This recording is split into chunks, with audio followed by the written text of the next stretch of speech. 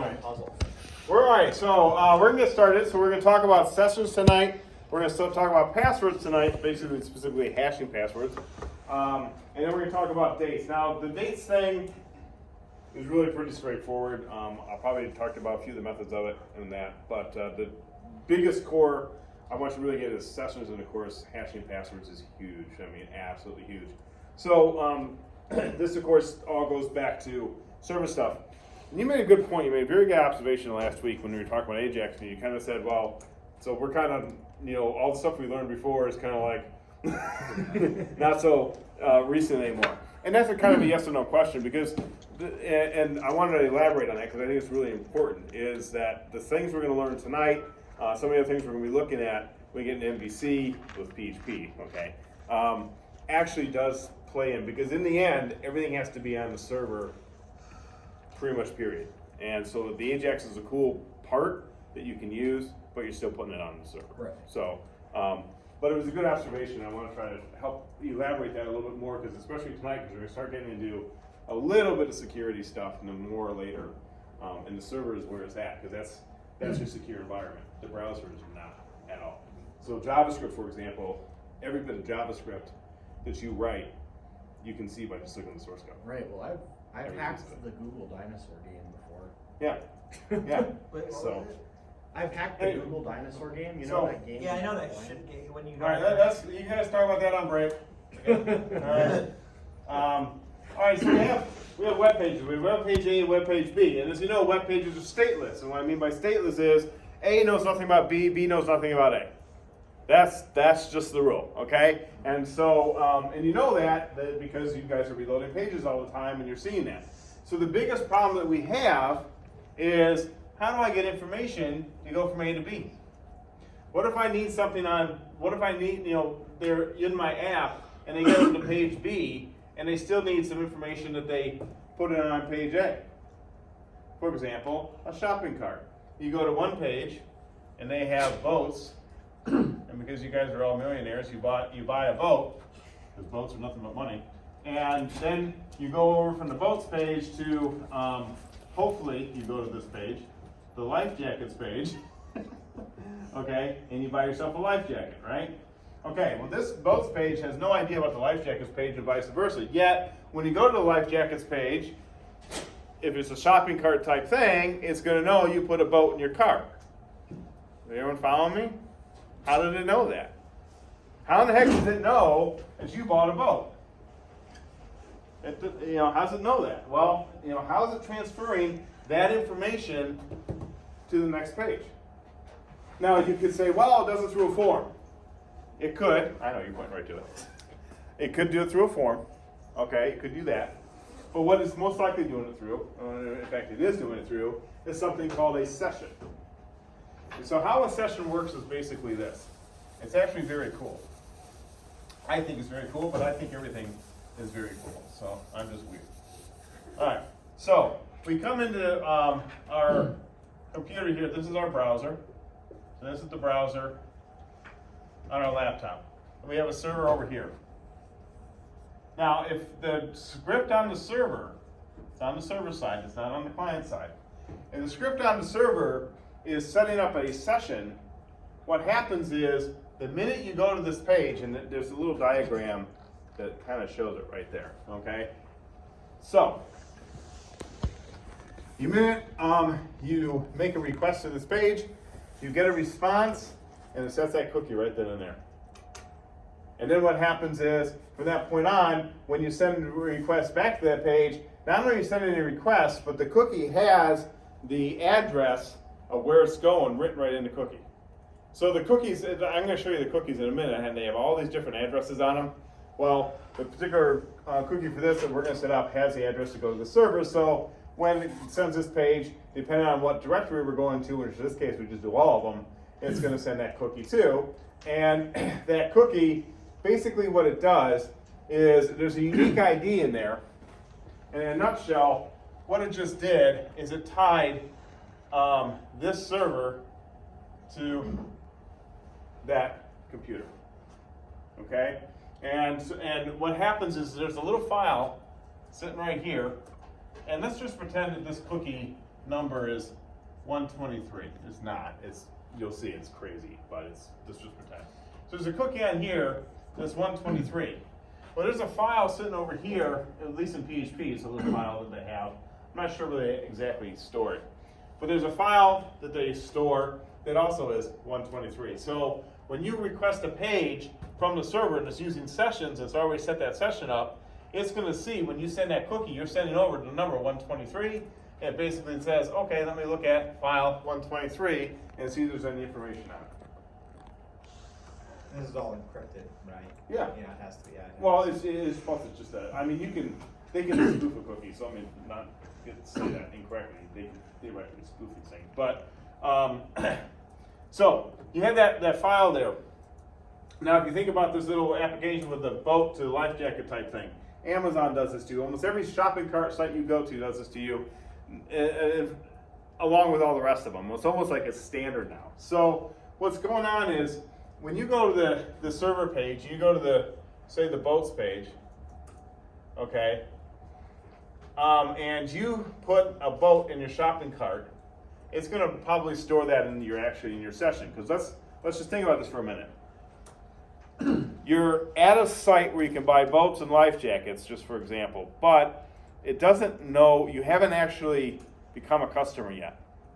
Have any of you gone to a website and been able to put stuff in a shopping cart before it even knew who you were?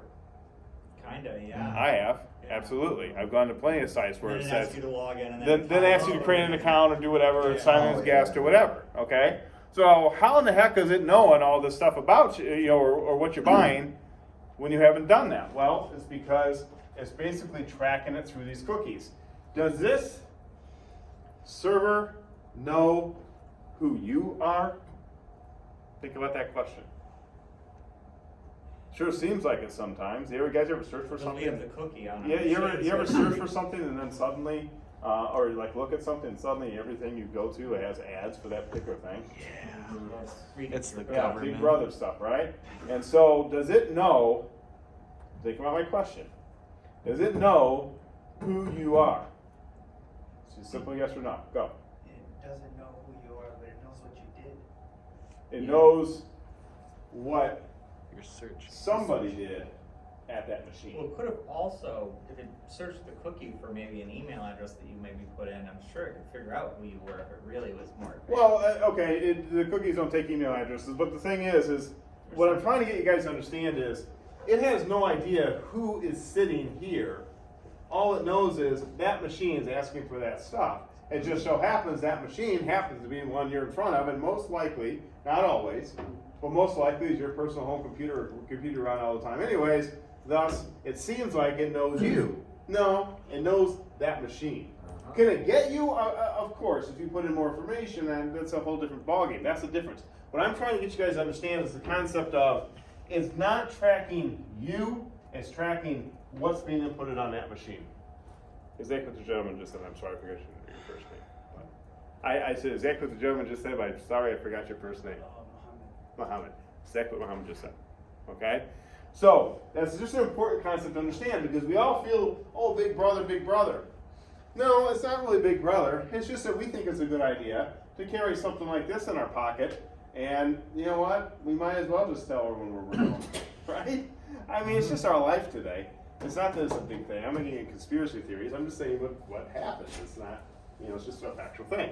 Okay, so you then go and you go to the life jackets page after you bought your boat. Thanks for not buying me one, by the way. So you buy your boat. The boat's sitting here, okay, and then you go to the life jackets page. Well, it just pulls that. It's just going to look at that file again because it's going to be tracking what's in your shopping cart. Your boat's already there. And it says, okay, now they put a life jacket in their shopping cart. No big deal. That's what they did. Okay? Once you finally go through the whole login process and you create an account, and now it knows who you are. So here's Scott now, and it knows I'm Scott Shaper because I created an account for Scott Shaper. Then what it will do is it will then dump that into a database and it'll be storing your orders that way, most likely. Okay, something like that. I'm not trying to tell you how Amazon works 100%, but I'm just telling you that that's how it figures this stuff out. It will still use sessions on you going from page to page to page. That's the one that you're probably most familiar with, is that. Okay, that's probably the one you're most familiar with. The other one that uses sessions that you might not be so familiar with, and I've done these. In fact, I should bring it up. I gotta look up the IP address real quick, but so is logins. So, which is what I'm going to be doing here. So what you do is you can have what I call a multi-hierarchical log website, and so you have, say, this computer here, and you have some pages. Okay, so you got these pages right here. Let me do these, and these are say the user pages. So these are all user pages, and here's some admin pages, which are right here, and right here, and right here. Okay, and so what happens is you want to be able to have it so that, let's pretend that you have to have an account with this place to see any user stuff, okay? So if you log in as a user, you get access to these 3 pages. If you log in as an administrator, because you don't want a user to be an administrator, because administrators supposedly administer the users. Theoretically, I mean, that's usually what it's about, right? And so you want to make a website. You have one login page right here. This is our login page. It's the same for everybody, but based upon what their credentials are, it basically goes, you're a user, you get access to those pages. You're an admin, you get access to these as well. Pretty cool stuff. It's actually very cool stuff. It can actually, not only will deny access and kick you back if you're not the right person, but it will also go in there and oh gosh, what is it? I hate when I'm old and I lose my train of thought on where it's going with that. But it will Probably log you is what you're gonna say. well, what it will do is it will it has something to do with the URL, but anyway, it doesn't matter. So again, it will either see you as this person or as this person, and then just gives you the access to whatever you have access for. I've built these systems many times. I have one going right now that I use for some stuff. In fact, I should show you that application that I built for scheduling, because I literally built it because I had a problem, and I solved it by building that app. Just so you know. Okay, so anyway, that's what we're going to be looking at in my example tonight. I didn't build a shopping cart for you guys. If you want to look at that, go to Amazon. But if you go to the sessions page, which is just my sessions page right here, hit F12, okay, and you get into the console and you click on storage right here, and you go on, this is Firefox, and you go under cookies, you can see that here's the server, and in all the stuff of whatever's been going on here, there's a whole bunch of cookies. I don't know, from whatever stuff they've been visiting. There's a domain.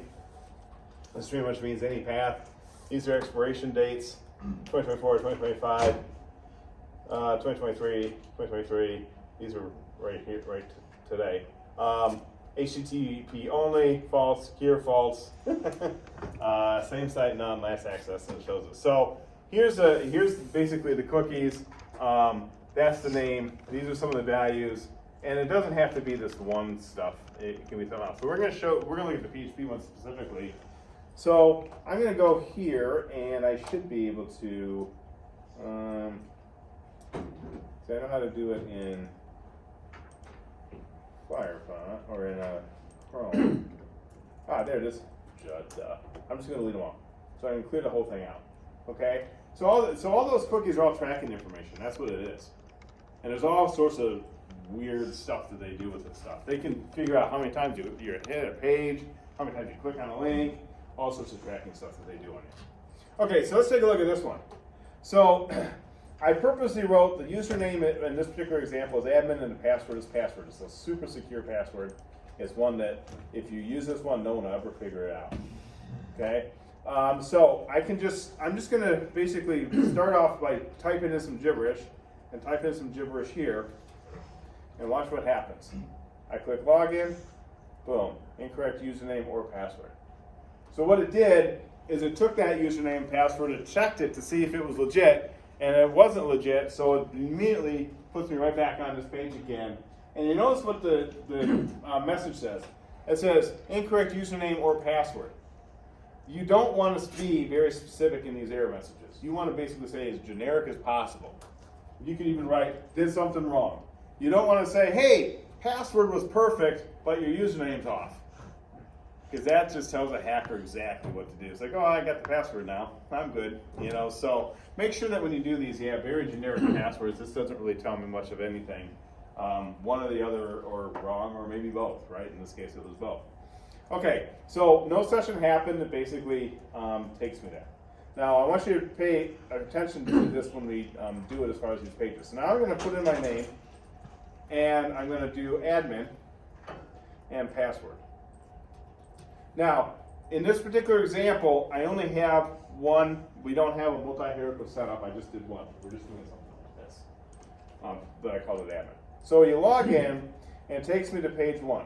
Now, I want you to take a look at this URL right here. Just keep that in mind, okay? In fact, I'm going to copy it right now, all right? And I got page 1. Notice it says, hello, Scott. It passed that information through the session. It passed Scott through there. And it allowed me on page 1, which means my username and password must have worked, because it let me in, okay? Go to page 2. I got this. It just says the same thing. It says page 2. We come to cookies. We come there. And there's our PHP session ID right there. And there is our value. There's the domain. The path is open. It just says session because there is no max age. I'll show you how you get rid of that. Size, false, and none. So this is just it's a different value all the time. So this one's actually tracking us through. That's like that number 123. It's this. Okay, so now here's what I'm going to do. I'm going to hit log out. Watch what happens down here. So I click log out, and that cookie's gone. I try to log back in. I can't. Now, I come here, and I'm going to enter that web address in, because I was smart, I'm really slick, and I knew, hey, that's page 1, right? Back to the index. So even if I know the URL to these pages, it doesn't matter. It's going to keep pushing me back. I can't get into this. So where's I looked at this code, but I don't remember where the code is to push you back. Where is that at? I'll show you. It's there. So I just want you to see how this thing is working, okay? Keeps kicking us back, kicking us back. We can't get into the site. And this is pretty secure because it's all on the back end. Now, is it perfect? No. You could always hack the server and get into it that way. And if someone hacks your server, none of this stuff is going to matter anyways. But you probably couldn't guess the password. What's that? You probably couldn't guess the password. You could brute force it, but we're going to talk about password hashing, where you're going to be like, good luck with that one too. Because it's really difficult. You start, yes, you get the password here. It's stupid. And it's written on the page. I'm sorry. Very secure. You're making something funny, and I'm taking it seriously. No, it's all good. It's all good. The password is the password. I didn't even realize it was that bad. Yeah, it's literally that bad. Okay, so let's take a look at my GitHub page that I had up for a second. I don't now, so let's go back to it. I don't know why. Oh, you know what? I don't know my GitHub page. I'll go here. Okay, so this is the same as the GitHub page. So under the GitHub page, you have PHP sessions, and you have the index page, the logout page, very important, page 1, page 2. Okay, so here's the 4 pages we're looking at. And here's the index page that has the form. Now, you notice that in this particular case, and I did it just to make it clear, what we normally want to do is, of course, abstract this off on a separate file somewhere, right? We don't do this. Okay, but I did this because I wanted you guys to see it for the example to be clear. So this is kind of a little bit more older of what we did, where we're just looking for the submit button. We're not doing that nice little post thing that I've done in the past. Now, I do this, and please understand, this is an example. Everyone repeat after me. This is an example. I will never do this in the real world. Because if you do that in the real world, don't work in the real world. Because you just wrote the most insecure application known to man. Okay? You don't ever write username equals admin and post password equals password hard-coded on the page like that. All right? That is dead wrong. We're going to see why that's wrong. But for this example, just relax. For this example, okay, it's just an example. So what it's doing is it's coming up here. If I hit the submit button, it's basically checking first to see if the username equals admin and the password equals password. We'll see a better way of doing this, but that's what it's doing right now. Okay? So it's checking that this and this has to be true. There's our and statement right there. The double ands, same as right and. this and this has to be true in the condition for the whole thing to work. If this is true, then we have to do session start. And we're going to do session start on every single page we need that session. It's really weird to use session start, but it's actually session start every time. So what if you double up, what if you accidentally double up with session starts? Is that gonna ruin anything? No. It doesn't restart it, it just. No, it's just like, I mean, you don't want to have two session starts on the same What page. if we did that, is what I'm saying, like, would that? I could do it and we could see it. I'm not really sure. I'm just wondering if, I mean, obviously you have it at the beginning, because it's probably the best place to have it, right? But We'll see if this blows up. It might double the session. I'm not sure long term what it's going to do, but anyway, we'll see here. I'm not sure, Jason, because I've never done that. See, you're always so intent on breaking everything. Yeah, I'm just wondering, yeah, well, Well, that's fun. Okay. Let's just do this. Seems like it doesn't really seem to matter. It did pop a session in there. Okay. Because I did the login. I should probably write to go against that. Maybe we can talk about how I can write to go against that. But basically, that's what it's doing. So it doesn't seem to really matter, but I'm not going to 100% say that. Yeah. Okay. I don't think it's a big deal. Because session start, if the session's already started, session start is really kind of like session reuse. It's the same one. Yeah. Okay. So one thing that well, I did write this right, and that's really interesting that it did that. Because when I hit the submit button, it started my session and put a session in there, but yet, if I don't do anything, it actually is supposed to bounce down here and not create the session at all. All right, I'll look into that, because that's weird. You guys notice what's going on? If I don't want to do this. If I actually have this page like this, okay, let's go to cookies. Maybe I just misunderstood it. Okay, let's take this and let's go ahead and delete them all. I just want to see. Okay, so I deleted the cookie, right? It shouldn't generate one. Okay, it didn't. Good. Never mind. I confused myself. All right. You guys see what my concern was? I was thinking it was calling session start when I haven't done anything. It wasn't. So sorry about wasting your life like that. Okay, so we do session start right here. Okay, and then this is what's cool. So another super global array. Here's another one. We've had post, we've had get, we've had file, and here's another one, session. Super global array. What is a super global array? Does that mean it's bigger than even the script? Like, No. It's, Means that all the different files can access it. Yeah. generally. Yeah, if that's what you're saying, you're right. yeah. I think you mean bigger in size. Oh, I see. You're saying it's bigger as the big guy. Yeah. Yeah. It's like encompassing all Yeah. scripts. Yeah, so basically It's all not strips, just global. all strips can access it. That's it's global. Yeah. That's what they mean. Super global array. Yeah, that's what they. I'm sorry. That's what you're exactly right. Okay. Yeah, I didn't phrase it very well. But. So that's another super global array called session. It's an associative array. Thus, session access. I made this up. I can make up any keyword, associative keyword I want. Remember, an associative array in PHP is an array that instead of having numbered indexes, it has named indexes. So I created session access. I take the session superglobal array, I add the access to it. So now I have an associative, inside the session array, I have one that says this access. Okay, it's gotten to this way, and basically I have it equal access granted. This is a trick I've been doing for years.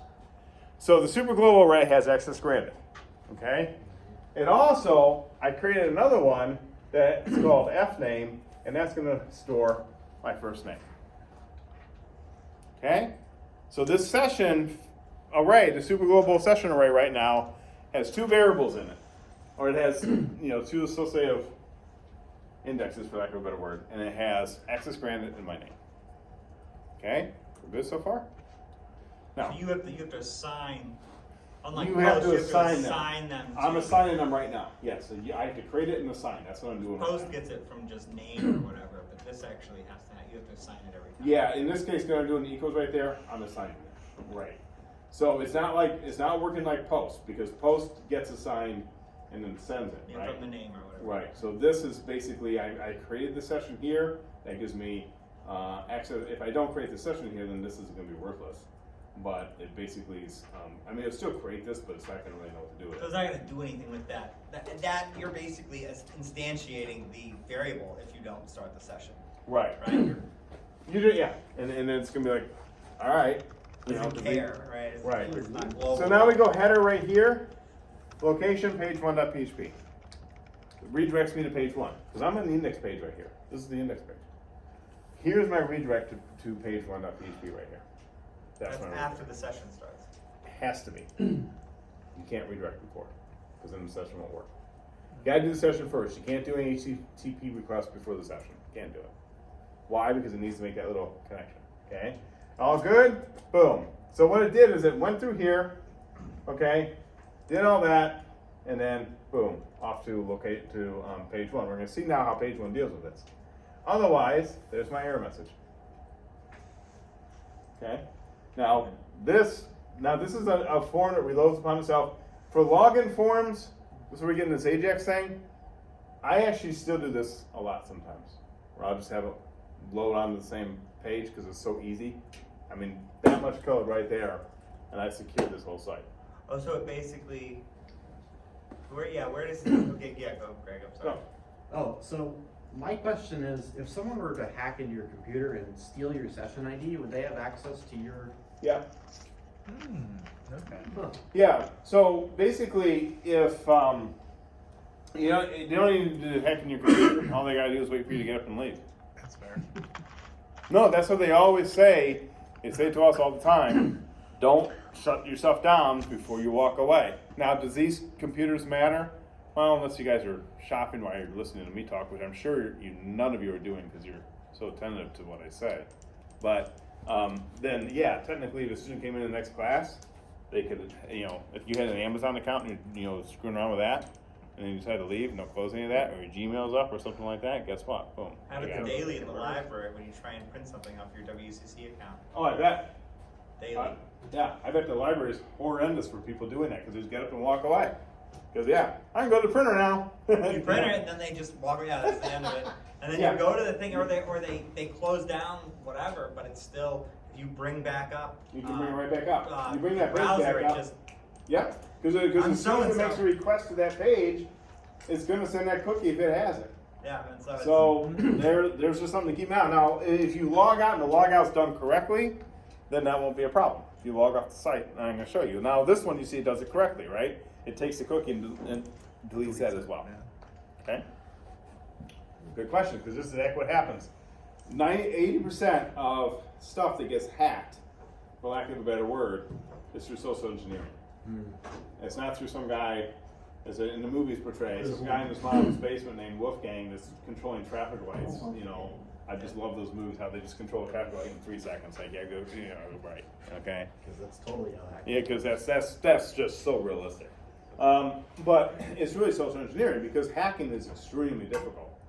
And so the amount of hours, if I got my choice, I'd rather just send an email out to 10,000 people and try to fool them into giving me their bank account information than try to hack the bank's software. yeah, that's probably. Because if I try to hack that bank and they catch me, now I'm in trouble. But the email, they may not catch me at that because I can spoof it and do all sorts of cool stuff. So social engineering. But anyway, let's go back to this. So the rest of it's just a form. This is no big deal thing. But this is what I wanted you to kind of focus on. So let's take a look at the page 1. Page 1 at the top. Now, usually what I do when I do these for real is I write a script called security, a little class called security, and I have all the session stuff written on it. But anyway, we have to do session start. So when page 1 loads, it does session start. Even though we already did session start, even though we started a session, it has to do it again. But now it knows that there's a cookie there, so it's really almost like session reuse. It's not a new session starting. And then it says, if session access does not equal, that's what the exclamation part in 2 equals means. If this does not equal access granted, you can come back to the index page. Those 2 lines of code right there, okay, if you guys wanna call me out on it, it's 3 to 6, so it's what, 4 lines of code. So Well, header kicks you back to that page. Yes, Mhm. header will take you wherever you want it to, wherever you wanna go. So header kicks you to wherever it's Mhm. in there, and it. That's way back on the redirect chapter too, just so if you guys wanna know where it was talking about in the book, it was in the redirects. So header just says, okay, redirect here. Yeah, that's what it does, and so it does it on the server. You have no control over it, you can't stop it. It's just gonna do it. Because this is the server right here, so you can sit there and click your mouse or do whatever all you want, doesn't matter. It goes to the server, and it's on this file right here, directs to this file right here, and returns. So can you overload something if you kept having a header called between 2 pages? What's that? You had a header, you somehow made it so I called the header, like now that the session ID is active, could I make a header just go back and forth all day between 2 pages? Like if you just said, okay, you have an if statement that says, okay, now that the session's active, go to this page, and then that page says, oh, if this session's active, go to this page. Oh, you get into a And then- circular reference? Yeah, and then, yeah. Yeah, you can do those, and the server will eventually balk out of that. It'll just, yeah. Sometimes PHP catches it, it's a circular reference, and it will not like that. Right. Yes, you can do that. Again, I don't know why, but Yeah, I was just curious. It's one of those moments. but yeah, you can do that. But that's basically it. That protects this page. It's really cool. If you don't have access to this thing through that session ID or through that session global super global variable right there, That's slick, yeah. you won't get in. And that session super global variable is specifically written for that cookie. So you see how precise this is? It's specifically written for cookie number 123. Because that file, that super global array reads information off of the file that's stored somewhere on the server in PHP world. That somehow references 123. So how does it reference that? I understand. Oh, so the session does something with cookies, is what you're telling me. Session start actually. Oh, absolutely. Oh, yeah, okay, so it, that it starts- pops the cookie on the server, and every time you're requesting this page, okay, what's happening? So we should. I didn't log in. So let me log in again.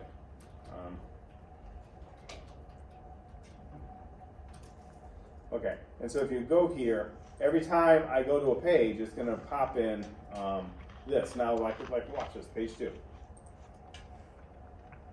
Thanks for closing every time. Okay, there's a session ID number, page 1. Session ID number. See, it's in the same number. It's just reusing it. Okay, so yes, Greg, if you had that number and you push the session through JavaScript, because you can do it through a cookie, and sure enough, you'll access it too. All right. So yes, you can do that.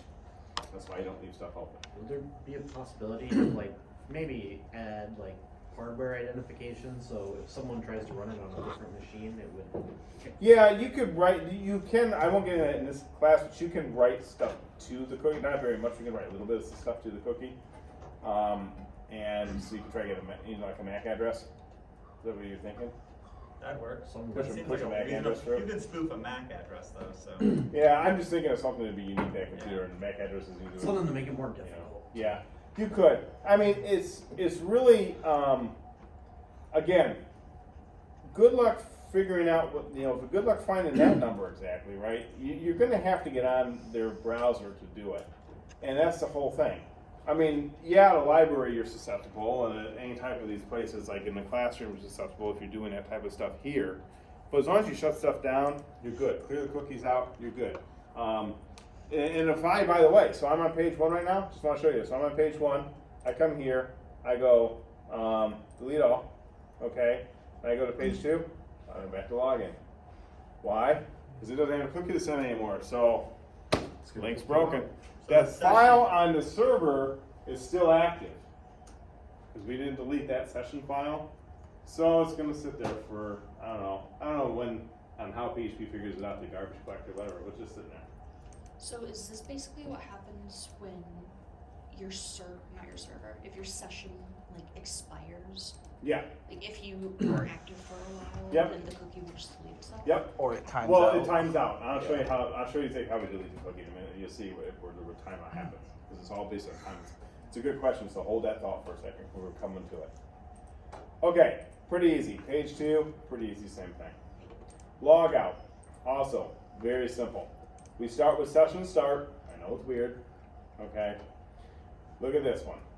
We have the set cookie method. This is actually really cool. Set cookie, and we're gonna take it to the time right now minus 300, 3,600. 3,600 hour. seconds, so basically minus an hour. You know. And that kills the cookie. Oh. There's your date thing. So we just set it to an hour in the past. Oh, guess I'm done. That killed it. Yeah, interesting. That's how it works. Set cookie session ID. I don't understand how that works. Why is Okay. it setting that? What is it setting and why? Okay, Yeah. so thank you for asking. So what we're doing basically is we're looking for the PHP session ID. That's attaching it to it. Okay, and we're basically in this right here. We're taking the current time, whatever it is, when we click that button, and we're subtracting 1 hour. So we take right now. I go back an hour. Okay, I'm back in time. If I'm telling the cookie you were expired an hour ago, then it's done. See, it doesn't know what time it is. It knows what time it is, but at first it wasn't set for an expiration time. Now all of a sudden it had one that was an hour ago, so it says, "Oh, I'm done." Okay, that's what I missed. So you could build it with an expiration time. Yeah, you can initially, yeah. If you want to go into the manual and you look at there's a lot more so you can do these sessions. I'm showing you really the simple way because it's just very easy instead of getting into the big detail of it because it just takes about longer to class. But there's a lot of things you can do with these sessions besides just that, right? But I'm just saying that the crux of it is, I think is really cool, is it just does that. Now that destroys the cookie. There's two pieces to this puzzle. There's this file and the cookie, okay? Two pieces of this thing, because that's how it's communicating. We destroyed the cookie, so theoretically, we're good, right? We broke that connection. But we also will do session destroy method, and that will destroy the session on the server. Now, if the session's super global, right, but the little session file, it's gone too. So when you, is that session ID, that's a variable that gets set when you start session? Or is that also inside of, is that one of the keys in session ID? It's one of the keys, Session. but it's pointing to that ID. That's how it's going to know. So you're going to have, on this particular site, I think what your question is you're going to have, so you're going to have this name, PHP session ID, and that value. And basically what we're doing is we're saying take that and set it to, there, expires max age, and we'll set it back. But by doing that, it will just expire it. That's why it deletes it. Because what I could do is I could come up here and I can not do this line right here. Oh, I mean, that's fine. okay. So I can just comment this line out. Okay, let me comment it out. Save that. We'll come over here. We're going to log in again.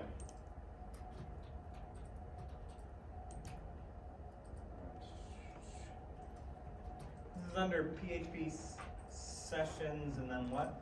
Login example. Okay, so here we got this session right here, this cookie. Create a new one for us. Everyone follow me so far? Okay, page 2. As you can see, you got the same thing. Let's go to log out.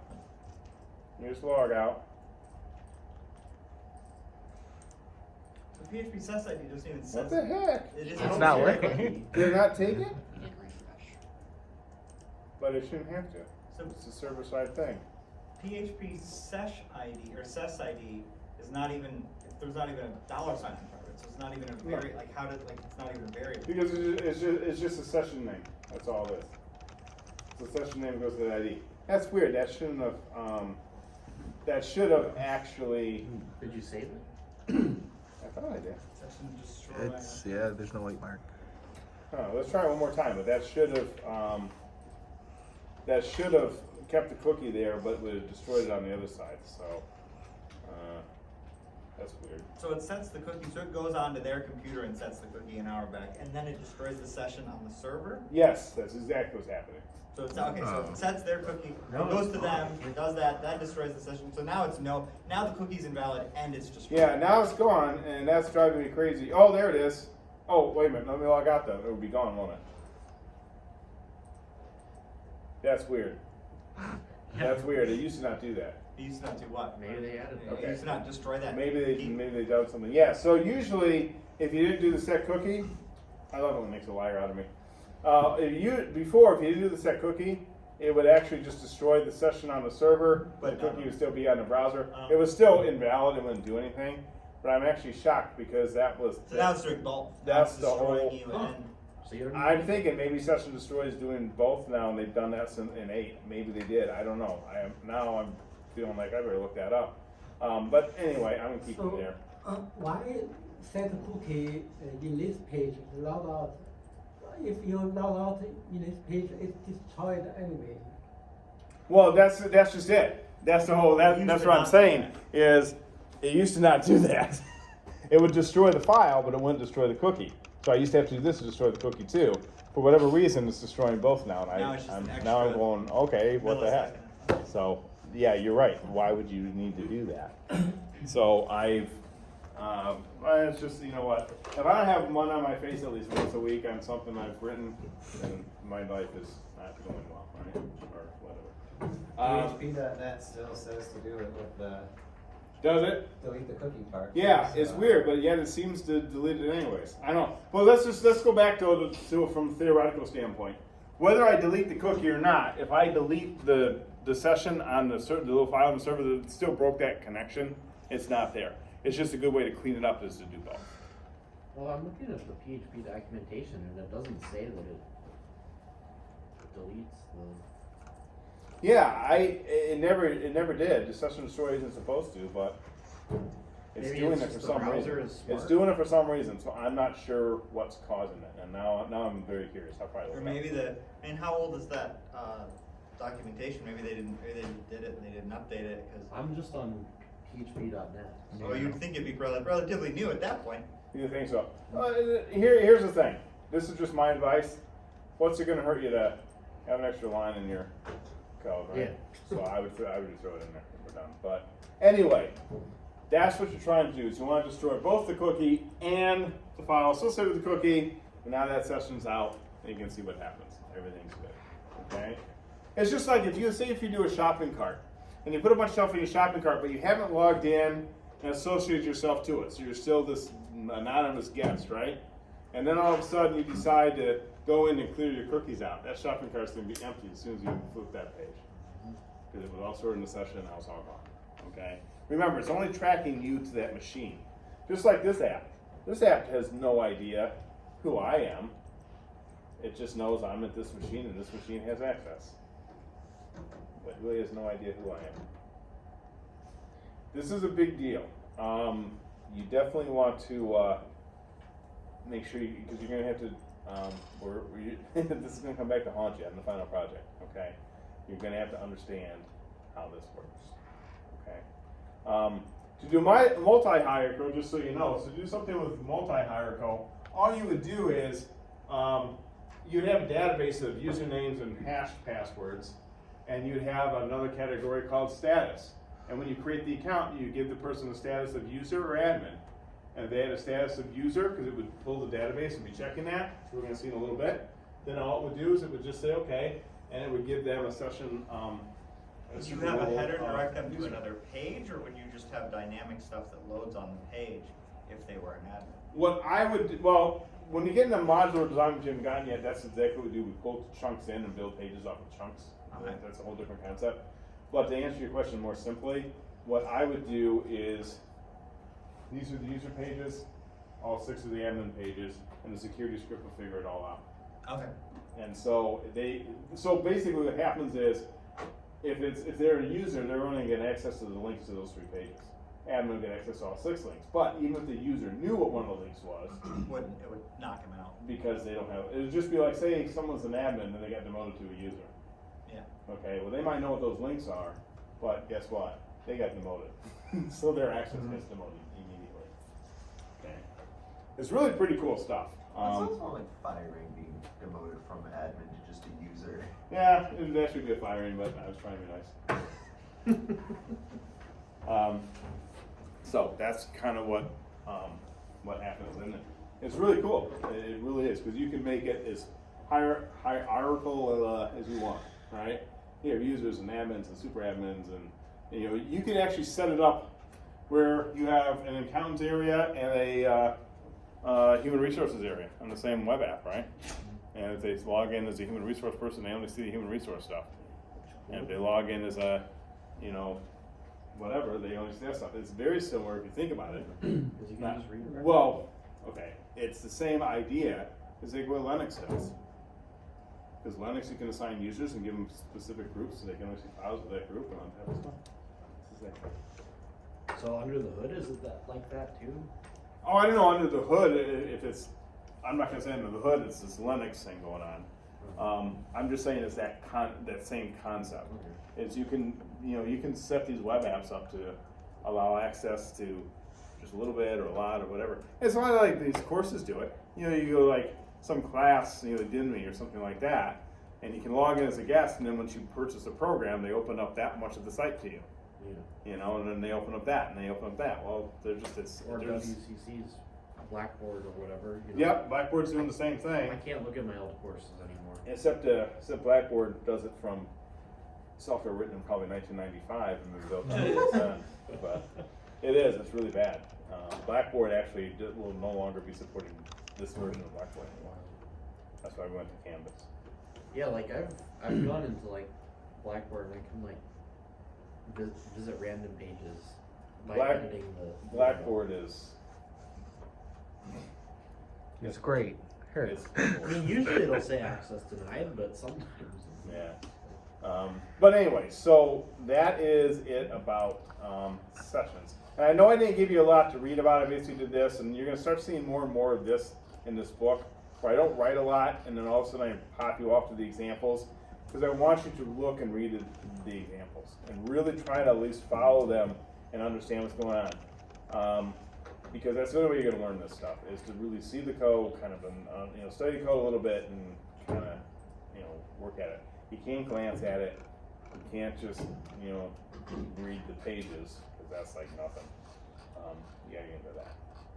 But anyway, this explains a little more about the session, and that's about it.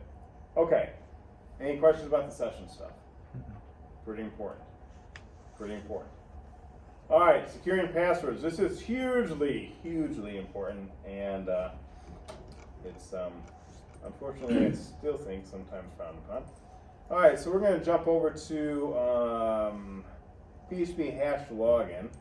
That's a particular page, the pages we're going to be looking at now. And some of you probably already screwed with this. I can always tell when students are looking at my stuff. Suddenly, bizarre names and stuff start showing up. Hopefully nothing mean. I should always like screen this before I look at it. Now you're giving us ideas. Yeah, you're giving us ideas. Now it's like, wow. I don't want to. Let's see. No one was mean? No one was mean. Good. Thank you for not being mean. Alright. Okay, so this is kind of combining a couple of things now. Alright? So let me just take a shaper out of here. Alright? And I log in, and wow, that was bad. Okay, it says there is a problem logging in with those credentials, and why I had this appear up here at the top of the page, like, okay, well, I will be fixing that, because that should be appearing nicely down here, but anyway. Okay, so, you try to log in, you don't have the right credentials, it kicks you out, so it's going to be working with the session stuff too, it kind of ties it together. Except I should not have it be appearing up there, I have no idea what I was doing with that. I don't know why I would have done that.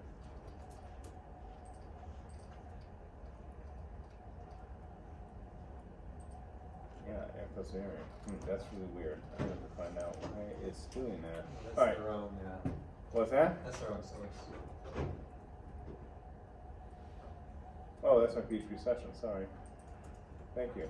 Okay. Here's the index page here. Why would I have done that? That was stupid. Yeah. What stupid thing did Scott do on this application?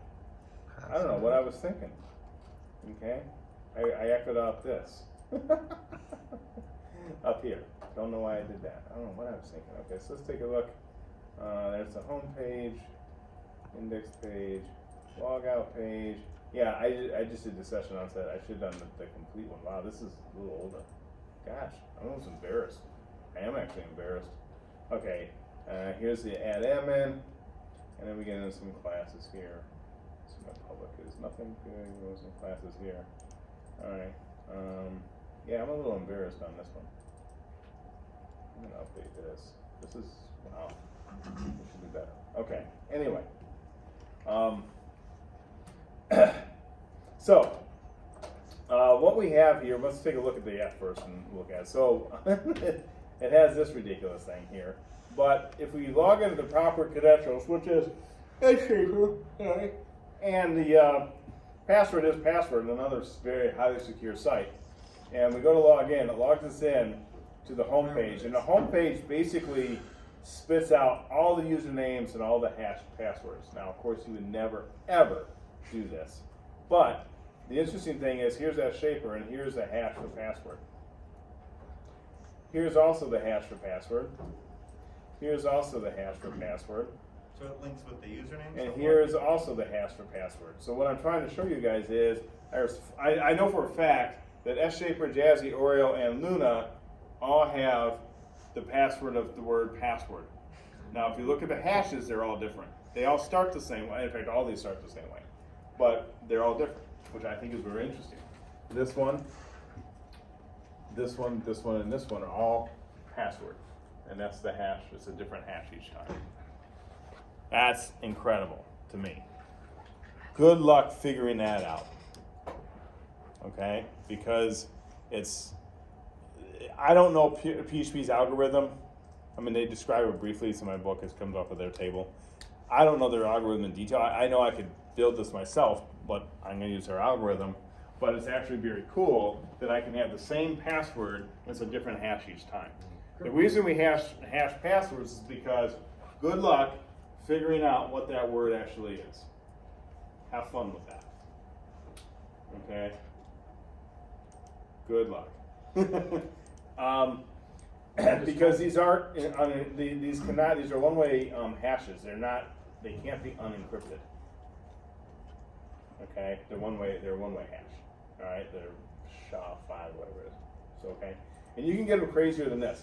But anyway, that's the hash password. You want to add an admin, you can just add them in here. So I'll add my son, and he will also have the word password, because we all have insecure passwords in the Shaper family. So we come back over here, there he is, and there's yet another password hash that's completely different than that one. They start the same. They start right here the same, but then they just start to go about to here. Then they start going off on the wayside.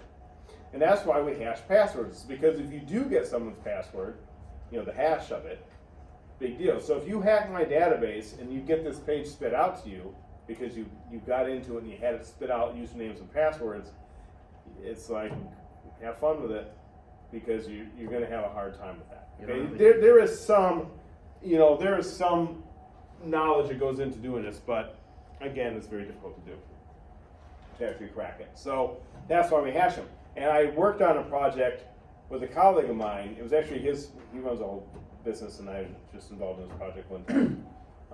And he liked me so much, he never asked me back, so I should have I was. But anyway, I'm just kidding. But anyway, one of the things that I had to do was this particular site, and I was shocked at this, that's used in the stores for keeping track of customer information, had all their passwords stored as the actual password.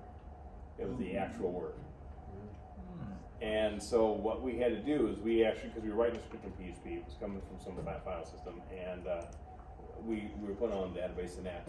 That's what one of my jobs was. I had to go through, grab all those passwords and hash every single one of them. And we just used the PHP hash, which I'm going to show you, to do it, and we just hashed them like this. And as I was doing it, I had my screen, because I'm watching and go through, right, make sure it's all working. And sure enough, I'm seeing everyone's password just right through my screen. Just like, wow. Very secure. Yeah, it was horrible, and then they stored them like that. So when you do passwords and you password protect the site, don't ever have the actual password. That is exactly why when you go to a site and you forget your password, you notice they never send it to you. Well, it's because that's what it is. It's like they don't know what it is either. Okay. They just have a key that they use for it, right? Well, yeah. So basically, the way it works is when you put in a password, There is a hashing algorithm that happens. So some of these letters and stuff are just garbage, and all of them aren't. Okay, and so there's a what it does is it basically will hash that password, and there's parts of that hash, even though we can't see it, there's parts of that hash that should be the same, or based upon whatever, because it doesn't actually get decrypted, based upon whatever algorithm they're using, and so it's basically that's what PHP I think verify does, is it basically verifies it by doing the hash. Yeah. But the algorithm behind the scenes, I can tell It you, only goes one way. it only goes one way. It can't be unhashed. That's why they can't just give you, one, it's insecure to do that, and two, they just say, well, you reset it, and then you gotta reset it, So, anyway, and then of course, we have logout, just logs us back out, takes us back here. All right, so despite the fact that I wrote some really, really embarrassingly crappy code, let's try to figure this out. So what I have is I have some classes here. So every time I do classes, I always put them in a folder called classes. And I have an admin class, my DB connection class, and my PDO methods class. So I always use those. And I have this page.php class as well. So we have the page.php class and the admin class. Page.php, what was I thinking? Oh, wait a minute. This takes me back to, yeah, what was I thinking? Oh my gosh, guys, I gotta rewrite this. This is bad. What was I thinking? Oh my God, don't ever do this. Hey, we're all learning. We were all young and dumb once. But I'm not. I did some sort of modular thing, but yeah. Mm-hmm. Ah, there's why. Okay, I take it back. I see what I was doing. All right. For this example, I think it needs to be written down. Okay, but anyway, what page.php is basically doing is it's coming in here. I have this function for nav that will pull in the nav. I have this little head thing, and what this will do is it will just create this little chunk of web page and it throws in there. It's like a modular design. That's not really worried so much about this page class. It's just taking pieces and putting it in there. But I also, of course, have the security function written right here. Well, let's not worry so much about this page. I will write this better. I'll probably do it tomorrow, actually. This kind of bothers me. But let's look at the admin. Okay, so the admin basically sends PDO methods. If they have this login function, which brings in the super global post array, which is coming from here. Okay, so we have right there, classes admin, and output equals login post. All right. So we come over to admin, and here's what I want you guys to see. So it comes in here, SQL equals select username, password from admin, where username equals username. So I'm getting the username and that hash. Username and the hash. That's what I'm getting. Okay. I'm binding it. I go PDO select binded, and then if the record comes back, this is what's important. The record comes back. If it doesn't equal 0, I come in here and I have password verify, and I'm basically using the password verify method of PHP, which I have no idea how it's written behind the scenes. I don't care. I'm basically taking the password that they sent in, okay, and I'm checking against the password from the database, the hash. Verify will then go through its algorithm process to figure that out. Now, why do I have record 0 here? And then we'll go on break. If you guys can answer this for me, we'll go on break. If you can't, we're not taking a break. Lauren already went on break. I asked this question. That's good that you're, but the only reason I can think you're adding 0 is because it's returning an array of, and so it goes into the first, the regular, whatever you call a regular array that's not an associative array, whatever that's called. And then it's saying, and then under that is now an associative, and that opens an associative array. I don't know. Exactly. You have basically an array here, and inside of it, it has another array, and this is the associative part. Yeah, the associative part's the one with the. And so, like, and then it does whatever. So if you go into here, this one, and then inside here is your associative. Okay. So this is 0. and then here's another one. Inside of these are the associative. So one is another, yeah, so it's an array of associative arrays. So it turns back a record set is basically returning a table. Well, a table is something about a multi-dimensional array. That's all it is. Okay? And so these are the field names right here. Okay, oh, this is the field name. All right. So the reason we're doing record 0 is normally what we do is we do a loop, right? We loop through all the records. How many records are we going to return on this one? If the way I wrote the algorithm or the way I wrote the code was, you can only have one user log in with, or you can, all the usernames are unique. So how many records are going to be returned? If all usernames are unique, how many records will be returned? 1 or 0. So I don't need to loop through anything. All I got to do is it's always going to return 1 record. So that's how I get the first one, because it's only going to be the first one. That's why I do that. Instead of doing the loop, which I could do, if loop 1 time, I just do this, because I'm only going to have 1. And so by default, that would, It's always going to be 1 or 0. If it's 0, then it goes all the way down to this. and then that, yeah, okay, so let's look at, where? No, let's go on break. We'll look at the rest later. Okay.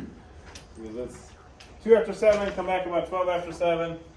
Great question. Don't mean to shut anyone down.